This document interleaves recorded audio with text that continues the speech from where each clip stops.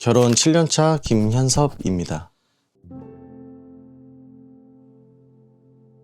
일단은 이혼 가정 분들이 뭐 여러 명 있을 텐데, 근데 이제 그분들이랑 조금 다른 거는 어렸을 때부터 이혼할 것 같은 그런 느낌을 이미 알고 있었죠. 스포를 당했다고 해야 되나? 저희 어머니가 이미 초등학교 때 우리 때문에 이혼 안 하고 있다, 그렇게 얘기를 했었거든요. 줄곧 얘기를 해서 내가 성인이 되면은 엄마랑 이혼해서 엄마랑 헤어지겠거나 뭐 그런 생각을 가지고 있어서 어느 정도 마음에 준비를 했던 그런 게 있었어요. 그거는 뭐 26이다 보니 사회에 나가서 뭐 이혼, 뭐 부모님이 이혼했다 이런 거에 대해서 놀릴 것 같진 않고, 근데 이제 저 같은 경우에는 그 주변 친구들한테 솔직히 얘기한 편이라 친구들도 이혼을 할 거라는 얘기를 이미 한 상태라 어느 정도 알고 있는, 주변에 놀릴 사람이 별로 없었어요. 이해를 해주는 사람은 많았고, 많이 가족들이랑 어울리지 않는 그런 사람인 거죠. 어떻게 보면은 표면적으로는 개인이 이제 가정을 꾸리는 것처럼 보이겠지만 내면에서는 집에 뭔가 해야 될, 아빠로서 해야 될 책임들을 안 하거나 아니면 계속 술, 뭐 담배 이런 것들에 좀 치중을 많이 하는 편이라 그런 걸 보고 자라면서 그게 정상인 줄 알았어요. 비교할 대상이 없으니까 우리 집이 조금 이상하다? 라는 느낌을 크면서 알았어요. 한 고등학교 때부터. 좀 남들과 다르구나 우리 집이. 그 전까지는 그게 당연한 줄 알았어요. 그러다 보니 명절에 친척들이랑 만났을 때 그런 거를 굳이 얘기할 필요는 없으니까 말을 안 했는데, 20살 초반쯤에 이제 어느 정도 우리 집에 균열이 왔을 때 친척들이 다 놀란 거죠. 이거를 이해 못하니까. 갑자기 이혼처럼 되는 걸로 느꼈겠지만 우리들은 서서히 그렇게 이혼 과정을 밟아가고 있는 걸 지켜봤고, 솔직히 언제 이혼할까 약간 답답한 것도 있었어요. 잘 알죠? 잘 아니까 지금 결혼하면서 거기에 대한 하면 안 될 것들, 부부간이 해서는 안 될 것들을 지금까지는 잘 지키고 있는. 유독 아들이라 나는 인정하진 않는데 어머니나 아니면 이제 친누나 같은 경우에는 차별당했다고 얘기해요. 내가 남자니까. 근데 나로서는 그렇게 아빠한테 혜택을 받았다고 생각을 안 하는데 누나는 그게 좀 상처가 있더라고요. 지금 상황에서. 뭐라고 해야 되냐면, 내가 있으면 어떤 일도 안 일어나. 내가 없으면 아빠가 엄마를 때렸다고 하더라고. 약간 그런 게 나중에는 고이다 못해 내가 집에 들어갈 때까지 엄마가 밖에서 기다리는 상황까지 갔어요. 본 건 아닌데 집에 들어가고 있는데 싸우는 소리가 밖에서 들렸다가 내가 들어오면 갑자기 조용해진 거죠. 그런 걸 많이 경험했어요. 그냥 엄마를 지켜야 된다는 그런 생각밖에 없었어요. 누나나 나나 약간 엄마를 지켜야 된다 이런 게 있어서 솔직히 아빠를 제외하고 3명이 더 똘똘 뭉친 것 같아요. 더 뭐 어디 3명이서 어디 나가던가 놀러 가던가 뭐 그랬던 것 같아요. 나는 은연중에 엄마랑 누나만 얘기하는 거지. 그러니까 그거를 알아채린 거예요, 주변에서. 너는 아빠가 없어? 그거를 말하기가 힘든 나이대라 약간 좀 조심스러워하는 경우도 있고, 나중에 이제 뒤로 들리는 말을 들은 적이 있어요. 제 아빠가 없는 것 같아. 아빠 얘기를 한 번도 안 꺼내네 라는, 은연중에 이제 탕비실에서 얘기하는 거를 들었죠. 그때 이제 인지한 거죠. 짜증보다는 내가 진짜 배제하고 얘기하고 있구나. 이거는 이혼하기 전부터 그랬어요. 이혼하기 전부터 나는 어디 가서 아빠 얘기를 안 꺼내긴 했었어요. 보통 놀러 갈 때 3명이서만 놀러 갔거든. 고등학교 때도 그랬고 뭐 성인 때도 그랬고 3명이서 놀러 가다 보니까 놀러 간 얘기가 아빠가 빠져 있는 거지. 그런 거에 대해서 아무 생각을 안 하려고 그랬어요. 왜냐면 제 멘탈적인 부분에서 안 하는 게 낫겠다라는 판단이 나서 안 했었는데, 나한테도 그런 일이 안 올 줄 알았는데 결혼 준비하면서 서서히 이게 엄청난 단점이구나 라는 거를 느꼈어요. 연애는 딱 5년 하고 결혼했어요. 그래서 30살에 결혼했으니까 17년도에 결혼했거든요. 그러면은 5년 했으면 12년도에 사귀었겠네요. 예. 만나자마자 한 것 같아요. 왜냐면 여자를 사귄다는 것 자체가 그게 페널티가 되겠구나라는 걸 항상 하고 있었기 때문에 여자친구가 생기기 전부터 그게 스트레스였어요. 아, 이게 이혼 가정이기도 하지만 남자 입장에서는 부모님을 책임져야 되는 그런 상황도 생기는데 아빠가 너무 파렴치한 거예요. 뭐 예를 들어서 돈을 저축을 안 하고 아들이 있으니까 되지 뭐, 아들이 책임지겠지 라고 했지만 실질적으로 나한테는 아빠가 큰 존재가 아니었어요. 그러니까 아빠한테 돈을 받거나 어떤 재정적 지원을 받지 않고 중학교 고등학교 다 이제 스스로 벌어서 내가 쓰기도 했고 대학교조차도 학자금 대출 받으면서 알바를 하면서 다녔기 때문에 아빠가 있으나 없으나 나한테는 큰 차이가 없었거든요.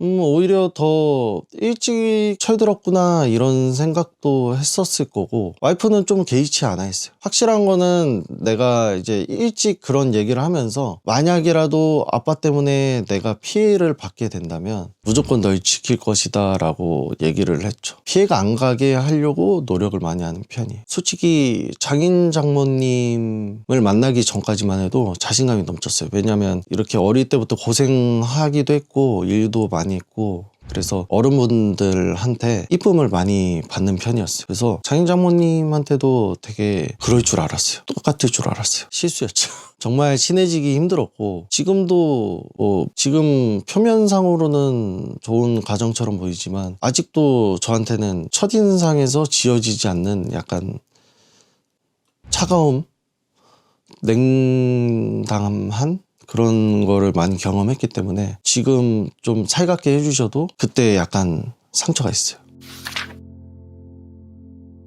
많더라고 해도 좀 그렇고 적기도 그런데 이게 이제 와이프한테 일찍이 얘기를 했던 터라 연애 중간중간에 만약에 라는 과정으로 와이프랑 미리 대비했던 게 있었어요. 그래서 만약에 부모님이 이렇게 하면 이렇게 하자 뭐 이렇게 준비한 게 있었는데 솔직히 부모님 마음을 자식도 알 수는 없어요. 막상 결혼할 때 보니까 우리가 예상했던 다른 반응들이었고 그래서 예를 들어 제일 힘들었던 게 상견례 준비하면서 그래도 아버님이 오셔야 되지 않을까, 그래도 상견례에 아버님이 오셔야 되지 않을까, 그래도 뭐 해야 되지 않을까라는 그냥 통상적인 것 때문에 변명 아닌 변명을 계속 하게 되는, 처음에는 아버지랑 연락이 안 된다라고까지 얘기를 했는데 그래서 부를 수 없다, 연락이 안 된다, 연락 끊긴 지 꽤 됐다, 한 7, 8년 됐다 라고 했는데 솔직히 제가 연락하려고 하면은 언제든지 할 수 있었거든요. 왜냐면 제가 전화번호를 바꾸고 저는 저장돼 있지만 아빠는 제 전화번호를 몰랐기 때문에 내가 연락하려면 할 수 있었던 거죠. 근데 하기 싫었어요. 왜냐면 아빠 얘기만 꺼내도 엄마랑 누나가 PTSD 오는 거 마냥 부들부들 떨었기 때문에 상대적으로 저는 같은 상황이어도 조금 견뎠던 것 같아요. 남자라는 이유 때문에 그랬던 것 같은데 최근에 보니까 나도 상처가 있었던 것 같아요. 최근에 보니 나도 모르고 있었는데 이거는 이제 최근에 정신과를 갔어요. 정말 최근에 정신과를 갔었는데 이 이유는 이혼 과정이기 때문에 간 건 아니고 회사에서 조금 너무 힘들게 일해서 약간 번아웃이 온 것 같아서 성인 ADHD가 아닐까 생각에 간 건데, 근데 이제 선생님이랑 얘기를 해보니 어릴 때부터 생긴 지난 우울증이 있다라는 그런 것 때문에 아, 그런 게 있었구나, 나도 상처를 받았구나 라는 거를 최근에 이제 선생님이랑 얘기하면서 알았죠. 이거는 조금 개인적인 건데 다행히 나는 엄마를 닮은 성향이었어요. 그래서 누나는 어떨지 모르겠지만 누나도 근데 애를 둘 낳고 잘 살고 있는데 누나가 약간 아빠의 모습이 문득문득 나오는데 요거를 실제로 얘기하면 우리 가족끼리는 욕이에요. 욕. 아빠 닮았다는 게 욕이에요. 그 정도로 아빠의 행동들이 조금 배려가 없는 부분이 많은데 제가 지금 결혼에 성공하고 연애에 성공한 이유도 아빠의 행동에서 정반대로 행동했기 때문에 그 결과가 나왔다고 나는 생각하거든요. 제 어릴 때 아빠랑 반대로 행동하면 좋은 가정이 되겠구나 라는 거를 그때 항상 느꼈어요. 제가 좀 기억력이 좋은 편인데 어린 시절을 잘 안 까먹어요. 예를 들어 5살 때도 기억나고 초등학교 때 중학교 때도 기억나는데 그 기억나는 것 중에 일부는 폭력을 당했다던가 피를 흘리면서 쓰러졌다던가 약간 뜨거운 물을 얼굴에 부었다던가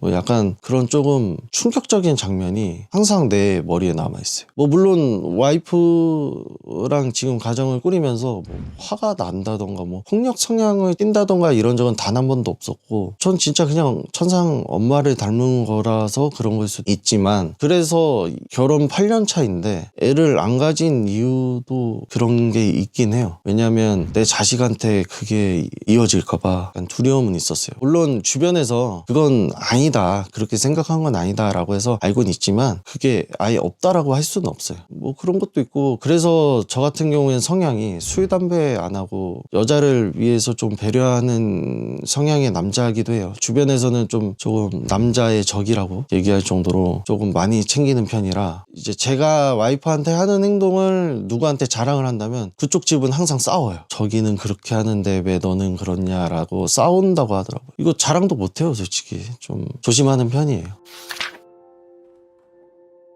많이 나왔죠. 많이. 왜냐면은 제 인생의 몇 안 되는 이제 내 가정이 아닌 새로운 가정을 만드는 과정에서 제일 쇼킹한 기억이었어요. 어떤 쇼킹한 기억이었냐면 상견례 하면서도 부탁을 했어요. 와이프 통해서 부탁을 했는데 장인어르신한테 제발 이 사건은 꺼내지 말아달라고 부탁을 한 게 왜 아빠가 결혼식에 안 오느냐 라는 그런 아빠의 존재를 끄집어내지 말아달라고 상견례에 얘기했거든요. 왜냐면 저희 어머니가 과호흡이 와요. 아빠 얘기만 해도 과호흡이 오고 막 힘들어해요. 지금도 힘들어하니 아빠 얘기를 아예 안 꺼내려고 노력을 하는데 상견례 때 왠지 장인어른은 얘기할 것 같은 거예요. 왜냐면 제가 그거를 충분히 설명했음에도 불구하고 이해시키지 못했거든요. 그래도 아빠가 와야 되지 않냐라는 말을 수없이 들었던 것 같아요. 그래서 와이프가 어떻게 자기가 잘 설득해 본다고 얘기를 했는데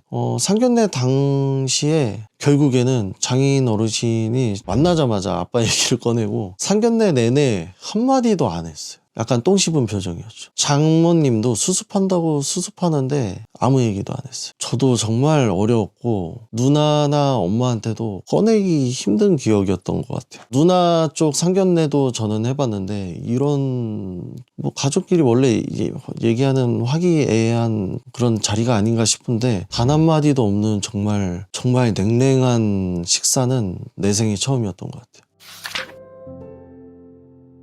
견디기 어려웠죠. 나도 뭐 거기서 어른들 있는 데서 주저리 얘기하는 것도 좀 그래서 말을 못했는데 저보다는 와이프가 엄청 상처를 받은 것 같았어요. 집에 가서 울었다고 할 정도고 최근에는 똑같은 얘기를 또 꺼냈는데 이제 다른 시점으로 얘기하더라고요. 자기가 좋아했던 부모님이 이렇게까지 딸 상견례에서 그렇게까지 할 필요가 있었나 싶어서 부모님한테 많이 실망했다고 하더라고요. 이게 그런 기억을 꺼내면 꺼낼수록 다른 얘기가 나오긴 하는데 결론적으로는 자기가 얼마나 상처받았냐. 저도 그렇지만 형수님이랑 형님도 계속 그 얘기를 하거든요. 내가 살면서 그런 자리는 정말 처음이다. 힘들었다 하면서 지금은 지났으니까 약간 웃으면서 얘기하는데 그때 나도 집에 가면서 진짜 너무 참담했어요.